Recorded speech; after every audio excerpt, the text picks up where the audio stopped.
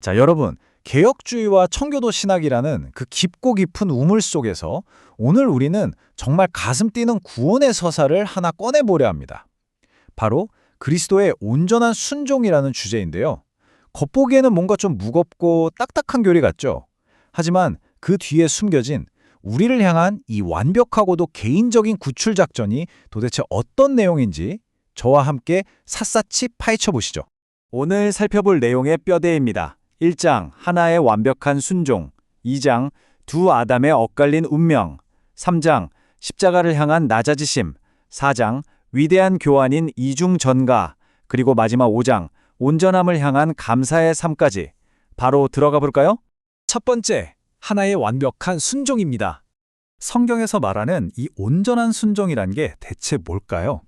간단히 말해서 예수 그리스도께서 아기로 태어나신 성육신의 순간부터 무덤에 장사되기까지 하나님의 모든 뜻에 전적으로 복종하신 전생애적인 순종을 말합니다. 그러니까 십자가에서의 죽음 딱 하나만이 아니라 그분이 살아가신 인생 전체가 우리 구원의 완벽한 근거가 된다는 엄청난 이야기인 거죠. 우리가 이걸 좀 더 깊이 이해하려면 두 가지 측면을 봐야 하는데요. 바로 율법을 적극적으로 지켜내신 능동적 순종과 우리 대신 죄의 형벌을 받으신 수동적 순종입니다. 그런데 여기서 진짜 주의하셔야 할 게 있어요. 이 두 개가 따로따로, 그러니까 시간 순서대로 일어난 별개의 사건이 절대 아니라는 겁니다. 평생에 걸쳐서 동시에 일어난 일이에요. 그러니까 쉽게 말해서 십자가의 고난과 형벌을 받으실 때는 억지로 끌려가신 게 아니라 정말 자발적으로, 능동적으로 순종하고 계셨던 거고요. 반대로 평생 율법을 지키며 사실 때는 연약한 인간으로서의 온갖 한계와 고통을 묵묵히 받아내야 했던 수동적인 인내가 바탕에 깔려 있었다는 겁니다. 결국 이 두 가지는 마치 동전의 양면처럼 때려야 뗄 수 없는 완전히 하나라는 게 핵심입니다. 두 번째 파트, 두 아담의 엇갈린 운명입니다. 다들 아시는 첫째 아담, 안타깝게도 하나님과의 행위 언약에서 율법을 지키는 데 실패했죠. 그 결과로 우리 인류에게 정죄와 죽음이 찾아왔습니다. 하지만 여기서 둘째 아담이신 그리스도께서 역사 속에 딱 개입하십니다. 단순히 첫째 아담이 친 사고를 수습하고 죗값을 치르신 것뿐만 아니라 첫째 아담이 원래 해냈어야 했던 완벽한 율법 순종까지 100% 달성하신 거예요. 첫사람이 처참하게 실패한 바로 그 지점에서 완벽한 역전 홈런을 날리신 셈이죠. 세 번째, 십자가를 향한 낮아지심입니다. 자, 이제 이 신학적인 개념을 우리가 사는 이 거친 현실로 한번 가져와 볼게요. 창조주가 인간이 되어서 율법 아래 태어나신 성육신, 이거 자체가 벌써 엄청난 낮아지심이잖아요. 게다가 율법에 따라 할례를 받으시고 평범한 부모님 밑에서 순종하시고 성전 세금도 꼬박꼬박 내시고 광야에서 유혹까지 묵묵히 견디셔야 했죠. 이런 일상의 순간들이 그냥 지나가는 에피소드가 아니었어요. 하나님의 율법을 채워가는, 즉 그 온전한 순종이라는 거대한 퍼즐을 완성해 나가는 아주 필수적인 조각들이었던 겁니다. 그리고 그 수많은 낮아지심과 순종의 조각들이 마침내 하나의 거대한 산을 이루어서 향한 정점이 어딜까요? 네, 바로 십자가입니다. 십자가 위에서 마지막으로 남기신 선언, 다 이루었다.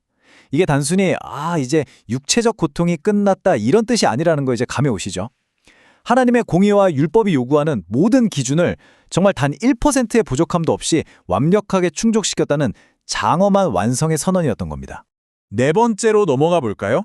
위대한 교환, 이중전가입니다. 자, 여기서 신앙 역사상 가장 은혜로운 반전이 일어납니다. 바로 이중전가인데요. 이게 어떤 구조냐면 1단계, 우리의 모든 불순종과 죄책이 그리스도께로 싹 넘어갑니다. 그분이 대신 벌을 받으시죠.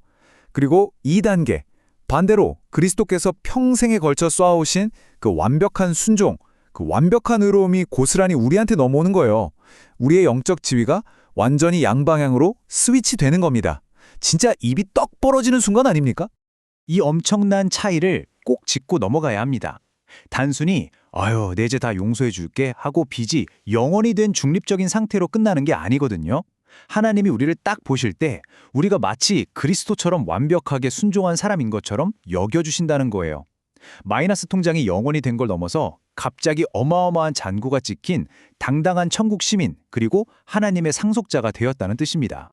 과거 청교도들은 이걸 두고 우리가 완전한 의의 옷을 입었다고 기가 막히게 표현했어요. 정말 큰 위로가 되죠. 내 낡고 너덜너덜한 공로가 아니라 그리스도께서 직접 한 땀 한 땀 짜신 그 완벽한 명품 옷이 우리를 온전히 덮고 있는 거예요. 그러니까 우리가 살면서 좀 부족하고 연약함을 느껴도 이 옷 하나 딱 걸치고 하나님의 그 어미하신 공의 앞에 조금의 두려움 없이 담대하게 나아갈 수 있는 겁니다. 마지막 5번째, 온전함을 향한 감사의 셈입니다.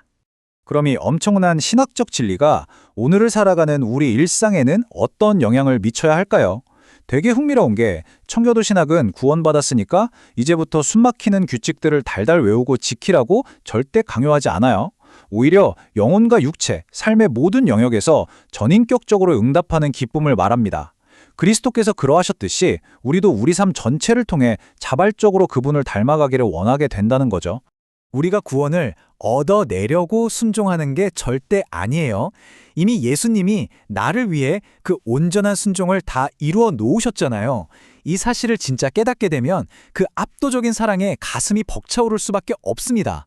벌 받을까봐 무서워서 억지로 끌려가는 게 아니라 와, 나를 이렇게까지 사랑하신다고 하면서 정말 기뻐서 자발적으로 걷게 되는 길. 그게 바로 참된 성도의 삶이라는 겁니다. 자, 그럼 마지막으로 여러분께 이 질문 하나 던져보면서 마무리하겠습니다. 여러분이 이미 그리스도께서 친히 입혀주신 그 완전한 의의 옷을 완벽하게 차려입고 있다는 사실을 진정으로 안다면 당장 내일 하루를 살아갈 여러분의 마음가짐은 어떻게 달라질까요? 더 이상 누군가에게 인정받기 위해 발버둥 치는 강박에서 벗어나 정말 자유롭고 기쁜 감사의 발걸음이 되지 않을까요? 오늘 함께 나눈 이 깊고 놀라운 진리가 여러분의 매일을 완전히 새롭게 움직이는 강력한 동력이 되기를 진심으로 바랍니다. 함께 해주셔서 감사합니다.